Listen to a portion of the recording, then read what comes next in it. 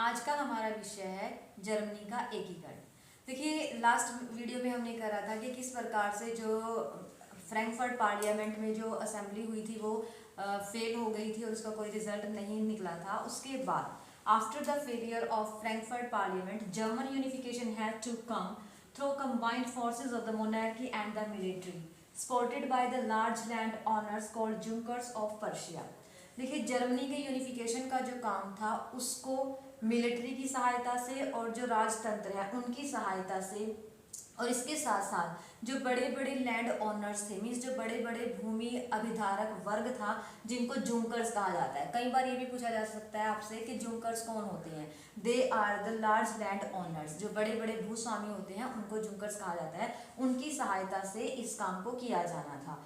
Persia took the leadership of the movement of national unification, और Persia जो एक देश है उसने जो जर्मनी का यूनिफिकेशन का काम था, मीन्स जर्मनी के एकीकरण का जो कार्य था उसकी रिस्पॉन्सिबिलिटी अपने ऊपर ली थी। उस आंदोलन की जो लीडरशिप थी वो पर्शिया ने की थी। Bismarck was the chief minister of Persia. अब बिस्मार्क कौन है? ये चीफ मिनिस्टर है, मुख्यमंत्री थे पर्शिया के। Was the architect of this process, और ये ही सारी की सारी जो ये प्रोसेस थी जर्मनी के यूनिफिकेशन की, इस प्रोसेस के आर्किटेक्ट थे, मीन्स वास्तुकार थे। मीन्स ये जो यूनिफिकेशन करना था इसके सारा का सारा जो रूप तैयार किया गया था वो बिस्मार्क के द्वारा किया गया था। He completed the task of unification with the help of army and bureaucracy। और उन्होंने क्या किया, मतलब जो ये बिस्मार्क थे इन्होंने यूनिफिकेशन का जो कार्य था, एकीकरण का जो कार्य था, वो आर्मी की मीन्स सेना की और नौकरशाही की हेल्प से इसको कंप्लीट किया था। He fought 3 wars in 7 years, और 3 सालों में इन्होंने 7 युद्ध लड़े थे with Austria, Denmark and France. Austria के साथ, डेनमार्क के साथ और फ्रांस के साथ इन्होंने 7 ईयर में 3 युद्ध लड़े थे, 3 युद्ध लड़े थे, विच एंडेड इन पर्शियन विक्ट्री। और इन युद्धों में जो ये युद्ध हुए इनमें पर्शिया की विजय हुई थी। And completed the process of unification, और इस प्रकार से यूनिफिकेशन का जो प्रोसेस था, यूनिफिकेशन का जो कार्य था, मीन्स एकीकरण का जो कार्य था वो पूरा किया गया। On 18 January 1871 in the palace of Versailles to proclaim the new German Empire headed by Kaiser William of Prussia। अब देखिए 18 जनवरी 1871 को जर्मन का जो यूनिफिकेशन था वो कंप्लीट हो गया, और पर्शिया का जो राजा था, जर्मन जो एम्परर था, राजा जो था, वहाँ पे केसर विलियम को वहाँ का राजा घोषित कर दिया गया। अब देखिए जो ये यूनिफिकेशन किया गया, मीन्स केसर विलियम के अंडरशिप में जो भी यूनिफिकेशन किया गया उसमें कुछ चेंजेस किए गए। क्या क्या थे वो? The new state emphasised on modernising the currency. अब ये जो नया राज्य का निर्माण हुआ, मीन्स जो यूनिफिकेशन हुआ जर्मनी का, इन्होंने क्या किया, तो जो मुद्रा थी उसका मॉडर्नाइजेशन किया, उसका आधुनिकीकरण किया। Banking, legal and judicial system in Germany, और इसके साथ साथ बैंकिंग प्रणाली और जो वहाँ की विधायिका थी उसमें भी नए नए चेंजेस करे। और Persia measures and practices become a model for rest of the Germany. अब पर्शिया के जो भी मापदंड थे और जो भी प्रोसेस थी वो सारी की सारी जर्मनी के लिए एक मॉडल के रूप में बन गया था। इसके बाद हम लोग करेंगे unification of Italy. Unification of Italy, Italy का एकीकरण। देखिए, जैसा कि हमने जर्मनी के एकीकरण में पढ़ा कि वहाँ पे जो एकीकरण के लिए लीडर्स की जरूरत थी, लीडर्स ने बहुत इंपॉर्टेंट रोल प्ले किया। कावूर जो थे उन्होंने बहुत इंपॉर्टेंट रोल प्ले किया था। इसी प्रकार से इटली का जो यूनिफिकेशन है, इटली का जो एकीकरण है, वहाँ पे 3 पीपल थे, 3 लोग थे जिन्होंने बहुत इंपॉर्टेंट रोल प्ले किया है। That were Mazzini, Cavour and Garibaldi. Help in the unification of Italy, Mazzini ने, कावूर ने और गैरिबाल्डी ने इटली के एकीकरण के लिए, इटली के यूनिफिकेशन के लिए बहुत ज़्यादा सहायता की थी। Italians were scattered over different dynastic states. अब इटालियन जो थे, इतालवी साम्राज्य जो था वो अलग अलग वंश राज्यों में बटा हुआ था। And mid of 19th century, Italian was divided into 7 states, of which only one, Sardinia Piedmont, was under the Italian king। देखिए, मध्य 19th सेंचुरी तक इटली जो था वो 7 भागों में बटा हुआ था, और केवल एक ही पार्ट था जो कि सार्डिनिया पिडमेंट का जो हिस्सा था, वहाँ पे एक इतालवी वंश का शासन था, बाकी पूरे के पूरा जो इटली था उस पर अलग अलग वंशों का शासन था। The north, the central part and southern states were under the Austrian control, the Pope and the dominance of the Bourbon kings of Spain। देखिए जो नॉर्थ का हिस्सा था, मीन्स उत्तरी हिस्सा था, केंद्रीय भाग जो था, और जो दक्षिण का हिस्सा था वहाँ पे ऑस्ट्रियन कंट्रोल था, ऑस्ट्रिया का नियंत्रण था, पोप का, और स्पेन का जो राजा था वहाँ उनका शासन था। During 1830, Joseph Mazzini, the leader of Republican Party, tried to unite this region into an Italian republic। अब देखिए 1830 में जोसेफ मैज़नी जो हुए हैं उन्होंने इस क्षेत्र को, इटली को एकीकरण करने के लिए बहुत प्रयास किया, बहुत कोशिश की, और ये जो थे जोसेफ मैज़नी वो रिपब्लिकन पार्टी के एक लीडर थे। But his efforts were crossed, but उनके द्वारा जो भी एफर्ट्स किए गए 1830 से लेकर 1848 तक, उन सब के सब कार्यों को दबा दिया गया, कुचल दिया गया था। और अब इसकी रिस्पॉन्सिबिलिटी जो थी इटालियन जो यूनिफिकेशन था, the responsibility of unifying the Italian state through war now fell on Sardinia Piedmont under its king Victor Emmanuel second.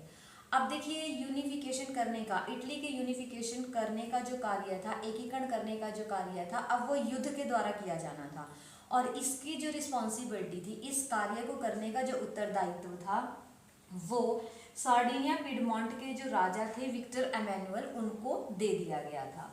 Victor Emmanuel get the support of his minister Cavour, और ये जो मतलब एकीकरण का जो कार्य था, इसमें विक्टर एमेनुअल की हेल्प उनके चीफ मिनिस्टर कावूर कर रहे थे। ठीक है जी, चीफ मिनिस्टर थे कावूर विक्टर एमेनुअल के। He known as the real maker of Italy, और इनको इटली का वास्तविक निर्माता कहा जाता है। Through a tactful diplomatic alliance with France he succeeded in defeating the Austrian forces in 1859। अब देखिए इसने क्या किया, कावूर ने, इसने एक डिप्लोमेटिक पॉलिसी अपनाई, एक कूटनीतिक समझौता किया फ्रांस के साथ, और ऑस्ट्रिया को हराने में, ऑस्ट्रिया की जो शक्तियां थी उनको हराने में ये सक्सेसफुल हुआ इन 1859 में। उसके बाद आता है गैरीबाल्डी, जो थर्ड पर्सन है इटली के यूनिफिकेशन में जिन्होंने अपना रोल प्ले किया है, that is Garibaldi. He was the hero of red shirt revolutionary movement.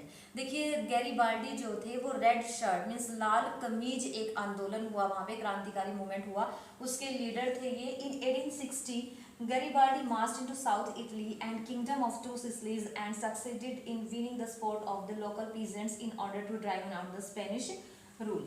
देखिए इससे पहले आपको बताया गया था कि साउथ में जो था स्पेनिश लोगों का शासन था, तो इसने क्या किया गैरीबाल्डी ने, इसने वहाँ के जो साउथ में चला गया ये, और वहाँ के जो लोकल किसान लोग थे उनका समर्थन इसको मिला, और उनकी सहायता से ये जो था साउथ में जो स्पेनिश रूलर था उनका शासन था उसको वहाँ से हटाने में सक्सेसफुल हो गया था। और in 1861 Victor Emmanuel proclaimed the king of united Italy, और इस प्रकार से इन सबके सामूहिक प्रयासों से इटली का एकीकरण हुआ, और विक्टर एमेनुअल जो थे उनको वहाँ का शासक घोषित कर दिया गया। और ये जो फंक्शन था इटली के यूनिफिकेशन का जो कार्य हुआ 1861 में पूरा हुआ था। इसके बाद हम लोग ब्रिटेन के यूनिफिकेशन के बारे में पढ़ेंगे। Now unification of Britain, Britain का एकीकरण। देखिए 19th सेंचुरी से पहले ब्रिटेन जो था वहाँ पे कोई भी नेशन स्टेट नहीं था, और it became a nation state after a long process. The first industrialization was occur in Britain. सबसे पहले जो औद्योगिक क्रांति हुई वो ब्रिटेन में ही हुई थी, इंग्लैंड में ही हुई थी, और उसके बाद ब्रिटेन जो था वो बहुत ही ज़्यादा वेल्दी कंट्री हो गया था, और he tried to capture other states, और उसने दूसरे राज्यों के ऊपर अपना अधिकार करना शुरू कर दिया था। तो यहाँ पे जो ब्रिटेन का यूनिफिकेशन का जो प्रोसेस है एक लॉन्ग प्रोसेस है। Let us start. The English parliament which had seized power from the monarchy in 1688 at the end of the protracted conflict emerged as an instrument through which a nation state with England at its center came to be formed। देखिए अब 1688 में क्या किया गया, जो monarchy powers थी उनसे powers छीन ली गई थी, और एक लंबे संघर्ष के बाद इंग्लैंड में एक राष्ट्र राज्य का निर्माण हुआ था। The Act of Union in 1707 between England and Scotland resulted in formation of the United Kingdom of Great Britain.